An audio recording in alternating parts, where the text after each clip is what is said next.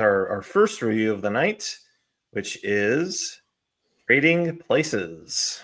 Yes, Trading Places.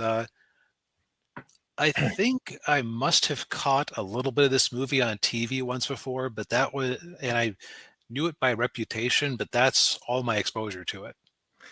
Yeah, it was one of those Comedy Central mainstays back in like the 2000s. It makes sense. Yeah.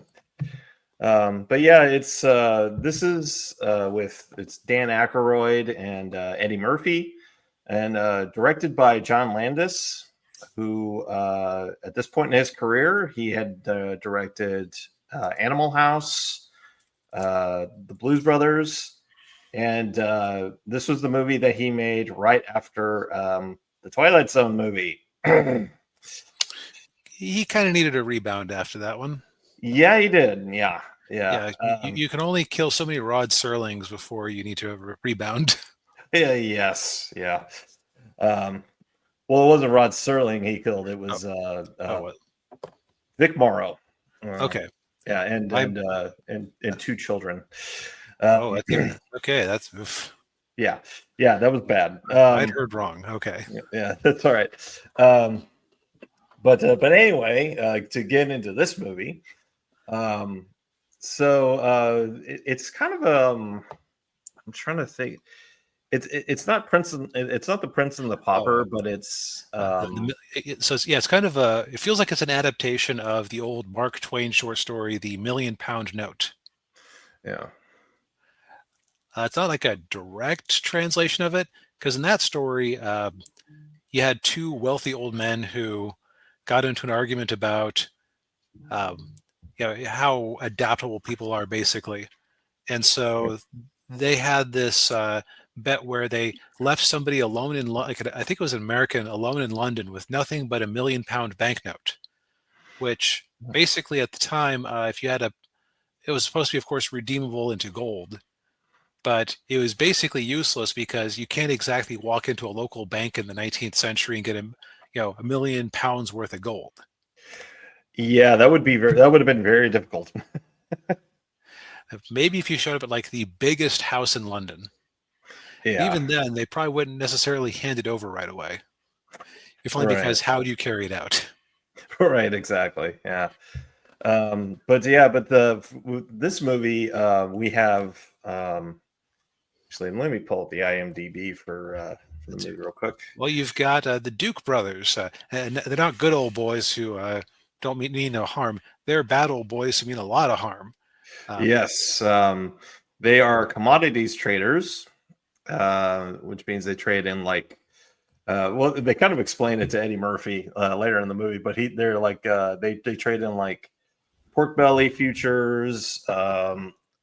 Well, the big one was frozen orange juice concentrate. It was gold. Yeah. Yep. It's Randolph Duke, played by Ralph Bellamy, and Mortimer Duke, played by Don Amici, who I was reading a little bit about this movie. Between the two of them, one of them had been in 99 movies as of this one, and the other had been in 49.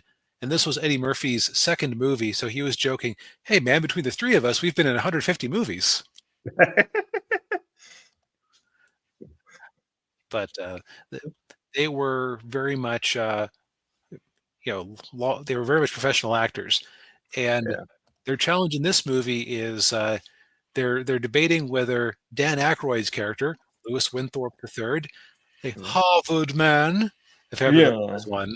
Yes. Yes, quite.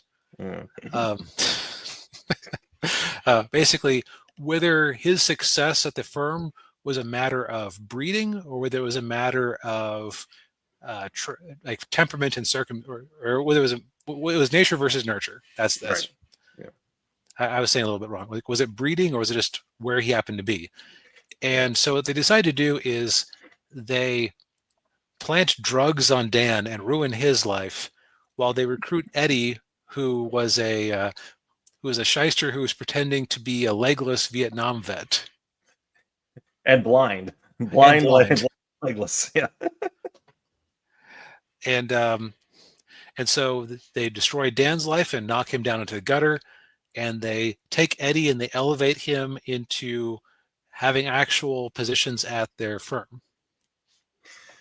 Yes, and as the movie progresses, Dan is trying to get back into his old life, even though he's been completely shunned by everybody, including his fiance.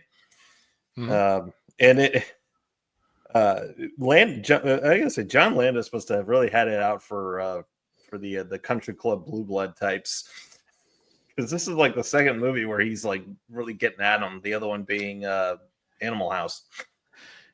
Yeah, you wonder what kind of experiences he had, Yeah, or he's just rightly recognizing that if you that they're an easy target to point at and get the audience on your side. that's true. Yeah. Uh, Um, Although, unlike Animal House, where I actually ended up finding myself sympathizing with the dean because the members of Animal House were so ridiculous. yeah. Uh, no, there is no. Like you've heard the argument online that Gaston was the real hero of Beauty and the Beast, and Yeah. trying to like Yeah. twist things to make him seem more sympathetic. Mhm. You could not make that case in this movie. These two are just capricious jerks. Oh yeah, they are. Yeah. Yeah. And of course, and also rounding out the cast is Jamie Lee Curtis. Yes, very much rounding out the cast. Yes, yes. Yeah, if you want to see her boobs, watch this movie. Yeah, she plays Ophelia, the a hooker with a heart of gold, who kind of she feels sorry for Dan, so she takes him in and basically tries to help him get back on his feet, and then of course as the movie progresses, that's when Eddie Murphy kind of starts to realize that, okay, something's going on with this company, and then he overhears the bet, and he goes to Dan Aykroyd and tells him about it. So they're like, oh, okay, well, we got to get back at these guys. Yeah. By the way, the bet that destroyed Lewis's life was for a single dollar. Yeah. $1. Ah. Yep. All right. So I say that I came away from this movie being mostly positive. I was very worried. Like, okay, so I've pulled the plug on a couple of movies we were going to watch recently. I didn't want to make it a three-peat, but it was almost getting that bad around the half-hour mark. Yeah. Yeah, it takes a while for it to build up. Yeah. Because that's right around that time. That's when they put the bet into motion and ruin Dan Aykroyd's life, and give Eddie Murphy a job and a whole bunch of money, and yeah. Right. And this movie isn't especially long. How long is this? 2 hours. Okay, so it is especially long. You could, at least for a comedy. Yeah. I feel like there's like 10 minutes of fluff you could have cut in the opening. Yeah. I'll also say that they definitely padded the credits at the start, because this was the era where you still had the credits at the start instead of only at the end. Right. Yeah. Um, Yeah. they kind of pad that with a lot of shot footage for New York. Philadelphia. Philadelphia? Okay, Yeah. Yeah. I Close misunderstood. enough. I had Close enough. assumed, Yeah. so I've very rarely been to the East Coast. I'll just admit it, Yeah. and I just assumed, futures trading, got to be in New York. Well, you would assume that, yeah, but yeah, for some reason they're in Philadelphia. They do end up in New York though at the end of the movie. Okay, that's probably okay. Yeah. But yeah. So basically, I was mildly checked out at the start, and I don't know my Philadelphia landmarks well enough to recognize it. Yeah. Anyway, Yeah. so the problem, like Daniel said, it's just the first half hour or so is just all set up, and it's not especially interesting setup, because I think if I had one criticism for this movie, it's that it's a little bit overstuffed. There might be a couple too many characters. Yeah. I would agree with that. Yeah. Like for example, they have Dan Aykroyd's fiance, who turns on him after this is discovered, after his so-called drug dealing is discovered. Yeah. And the problem is that how to put it. There's no comeuppance for her. Losing her is just part of his misery. Yeah, yeah.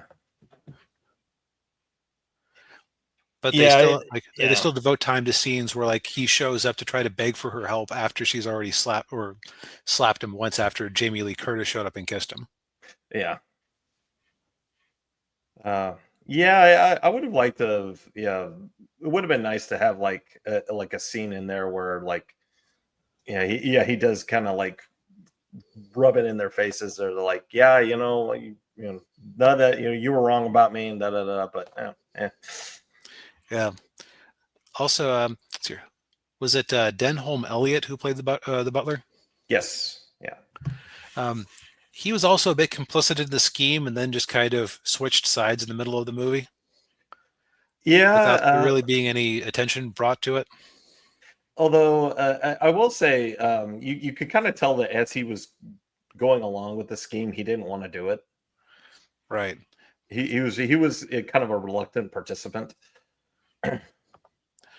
But yeah, like it. But It would have I been was nice. just following orders isn't really a good defense. Right. Um, right. Or even like if he just added his own apology in the scene where Eddie Murphy and Dan Aykroyd decide to team up, that would have felt better. Yeah, yeah, But that's a minor quibble. So after that half-hour mark, it all gets very funny yes, because you get a lot of fish out of water humor, which is great. Eddie being out of his element, Dan. This might be the hardest Dan Aykroyd's ever acted in anything I've ever seen, just because he is just so completely miserable and dejected, and you can watch him going insane. yeah, yeah. Yeah, culminating in like as you see in the poster where he dresses up like Santa Claus and crashes the company Christmas party. And he steals a bunch of food, and he's on the bus on the way home just eating a slab of salmon. Yeah, it's all tangled up in the beard. I'm like, oh. Yeah. Um, the other thing I'll say is that it ends well. Like it's basically a classic comedy, which by which I mean not just that it's funny, but it's also just very good triumphs, evil doesn't. Yeah. And I will say too, the usually with Landis's comedies, the climax tends to get really silly. It didn't with this one. The ending is not silly. No, I mentioned to my dad that I watched this movie, and he mentioned that they had tried to film the trading day on the New York Stock Exchange with people around, and they had to end up shooting the scenes at night because them making a bunch of fake calls and trades was actually affecting the market. Oh yeah, I could see that. Yeah. Hearsay story from my dad, but he usually is good at retaining these little factoids just like I am. Yeah. Yeah. But yeah, I mean, this is this is it's a funny movie. Not one of Landis's better movies, but certainly right up there. It also started the friendship between Eddie Murphy and John Landis that lasted until they did Coming to America, and then they hated each other, which is a whole other story. Yep. Also, my dad says that this movie is in continuity with Coming to America because a couple of characters recur Yes, in a blink and you miss it moment. yeah, yeah. I think I sent you that clip, didn't I? You might have. I don't think I watched it, but Okay. he mentioned it to me when I basically we met up for Father's Day, and part of our conversation was about the movies I'd watched. So, Okay. but yeah, worth your time. Now, it's funny that you called this not one of Landis's best movies, but I liked this considerably more than the other Landis movies we've reviewed for the show. So that just tells me I'm a little bit out of sync with his normal, if this is his slump. Yeah. Well, yeah, to each their own. I still, I know you didn't like Animal House, but I enjoyed Animal House. Oh, I know. I know when I'm out of sync on life. Yeah, that's okay. That's okay. Um, It's on speak. Tubi. It's on Tubi, by the way. Ah, yes, that's right. Both of Yeah. this is the week of Tubi. Actually, this is the week Yeah. of free stuff as far as streaming, but Yeah. we'll get into that in a minute. Yeah. Um, yeah, this and Demolition Man are available to stream on Tubi.